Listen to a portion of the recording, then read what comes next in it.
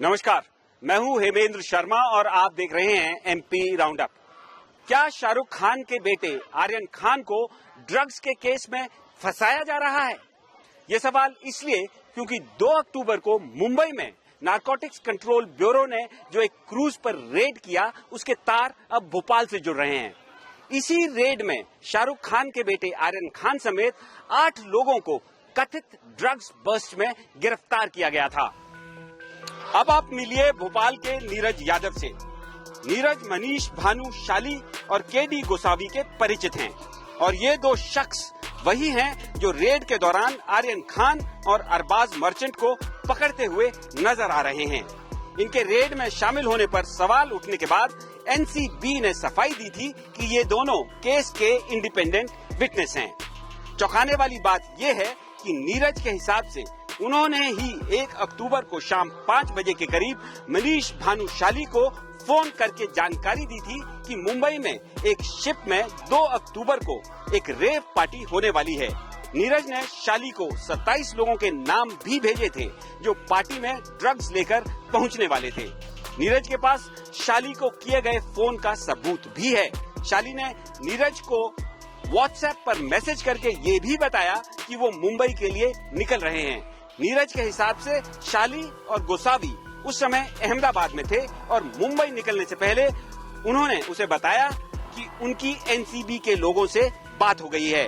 शाली खुद को बीजेपी का कार्यकर्ता बताते हैं और शाली की नीरज के साथ कई तस्वीरें हैं, जिनमें से एक ये भी है जिसमें दिल्ली में भारतीय जनता पार्टी राष्ट्रीय कार्यालय के बाहर शाली मीडिया को बाइट दे रहे हैं और नीरज बगल में खड़े हैं। 2 अक्टूबर को सुबह 7:14 पर नीरज ने शाली को फिर से फोन लगाया, जिससे उन्हें पता चला कि शाली और गोसावी दोनों मुंबई पहुंच चुके हैं। 10:16 पर नीरज ने शाली को फिर से फोन लगाया और उस समय उन्हें बताया गया कि उनके साथ 25 के आसपास एनसीबी के लोग मौजूद हैं।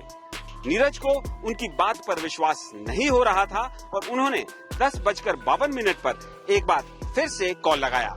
प्रमाण देने के लिए शाली ने 10:53 पर नीरज को वीडियो कॉल किया, जिसको नीरज ने रिकॉर्ड कर लिया।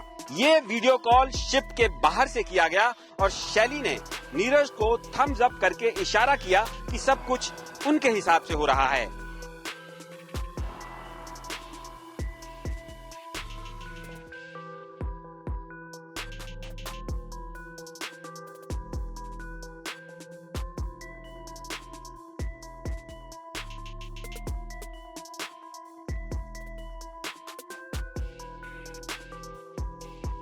इसके बाद शाली ने एक के बाद एक नीरज को कई फोन किए, क्योंकि जो नाम नीरज ने उनको भेजे थे उनमें से कोई भी शिप पर नहीं पहुंचा था और वो परेशान हो रहे थे कि कहीं उनकी इन्फॉर्मेशन गलत ना निकल जाए। इसके बाद 5:14 पर शाली ने नीरज को फोन करके बताया कि 27 में से 9 रन ले लिए गए हैं, मतलब 27 में से 9 लोगों को पकड़ा जा चुका है। नीरज ने इस कॉल को भी रिकॉर्ड कर लिया। इसके बाद 7:41 पर शाली ने नीरज यादव को एक और कॉल किया, जिसमें उन्होंने बताया कि शाहरुख के लड़के को भी पकड़ा गया है। इस कॉल को भी नीरज ने रिकॉर्ड कर लिया।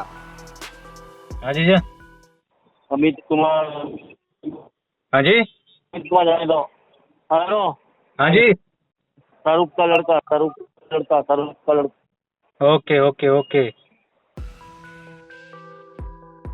कहानी में अभी बहुत ट्विस्ट हैं, लेकिन उससे पहले आप नीरज की जुबानी सुन लीजिए कि उन 2 दिनों में क्या क्या हुआ। अच्छा, सबसे पहले तो आप अपने बारे में हमें बताइए कि आप कौन हैं, क्या करते हैं और आपके पास ये जानकारी कहाँ से है? मेरा नाम नीरज यादव है, मैं भोपाल से हूँ, सोशल वर्कर हूँ, प्लस मैं इलेक्ट्रिकल कॉन्ट्रैक्टर हूँ। मेरे पास शाम को 5 बजे एक मेरा फ्रेंड था शिप पे जो पार्टी करने जा रहा था, उसके द्वारा मुझे इन्फॉर्मेशन मिली कि यहाँ पे ड्रग्स की पार्टी होनी है। कब मिली? 5 बजे? कौन सी तारीख? 1 तारीख को शाम को 5 बजे, क्योंकि जब वो गया शिप पे तो उससे पूछा गया किस टाइप की पार्टी, तो वहां से उसको भी पता चला कि यहाँ ड्रग्स की पार्टी हो रही है और बड़े स्तर पे ड्रग्स की पार्टी है वहाँ पे, मतलब 1000-1200 लोग थे शिप पे। तो उसके बाद आपने क्या किया जब आपको ये पता चला? फिर मेरे एक मिलने वाले हैं मनीष भानुशाली जी, जो अभी न्यूज पे देखा होगा आपने, तो उनसे मैंने बात करी शाम को 7 बजे। 7 बजे बात करने के बाद उन्होंने बोला ठीक है मैं जमाता हूँ। फिर उन्होंने जमाया, फिर मेरे पास फोन आया उनका 8:50 पे रात में। तो उन्होंने बोला कि मैं अहमदाबाद हूँ, सारी बातचीत हो गई मेरी, मैं यहाँ से मुंबई के लिए निकल रहा हूँ। किससे बातचीत कर रहे थे? ये वही एनसीबी से बोल रहे थे, बातचीत हो गई मेरी। अच्छा, तो अभी क्योंकि 1 तारीख को 5 बजे आपको सबसे पहले टिप ऑफ मिला, तो एनसीबी को मतलब आपके बाद जब आपने भानुशाली को बताया, उसके बाद ही एनसीबी ने हाँ, नेक्स्ट डे मॉर्निंग जी शाम को जी। हाँ तो उसके बाद आपकी उससे लगातार बात होती रही? हाँ, मनीष जी से मेरी लगातार उसके बाद बात होती रही। वो लोग निकले, फिर उनका सुबह मैसेज भी आया। कहाँ थे उस समय वो? उस टाइम अहमदाबाद में थे, उनका मैसेज आया कि हम लोग निकल गए। नेटवर्क प्रॉब्लम था, रास्ते में थे तो बातचीत नहीं हो पा रही थी। उनके साथ और कौन था? उनके साथ केपी। वो जो दूसरे गंजे जो हाँ, वो केपी।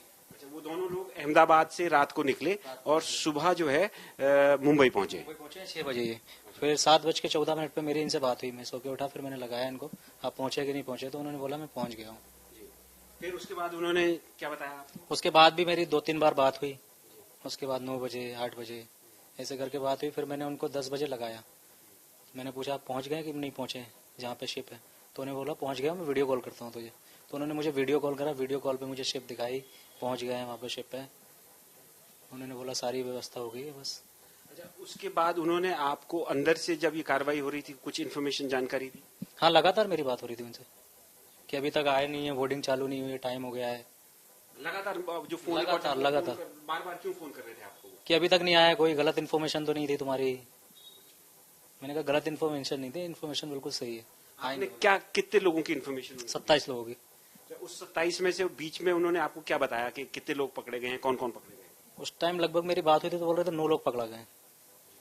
इसका मतलब मेरे पास कॉल भी आया था इस चीज के लिए, मेरे पास कॉल रिकॉर्डिंग भी है उस चीज की, इसमें उन्होंने बोला है कि 9 लोग पकड़ा गए। अच्छा, और शाहरुख के बेटे का भी जिक्र हुआ कॉल में? हाँ, लगभग 7:30 के लगभग उन्होंने बोला, फोन आया मेरे पास कि शाहरुख का लड़का, मतलब इतना बोले और कॉल कट गया। तो जो 27 लोगों की लिस्ट आपने भेजी थी उसमें शाहरुख का लड़का? नहीं, मुझे पता ही नहीं था उसके बारे में कि वो भी है। तो अच्छा, मैं आखिरी में आपसे फिर से ये एक सवाल पूछना चाहता हूँ कि एनसीबी इतनी बड़ी रेड सिर्फ और सिर्फ आपकी एक टिप ऑफ से कर रही है या कोई और भी उन्होंने कोई काम इस पे किया? नहीं, इनको मैंने जब जानकारी दी, जो लोग तो सुबह पहुंच गए थे ना शिप पे, उन्होंने पूरा वहाँ जांच पाँच की पूरी, उसके बाद रेड हुई है। रेड स्टार्ट हुई है लगभग 1:30-2 बजे के करीब। बोर्डिंग स्टार्ट हुई थी 2-2:15 के लगभग। जी हाँ, सही सुना आपने। नीरज के पास शाहरुख खान के बेटे आर्यन खान के बारे में कोई इंफॉर्मेशन नहीं था।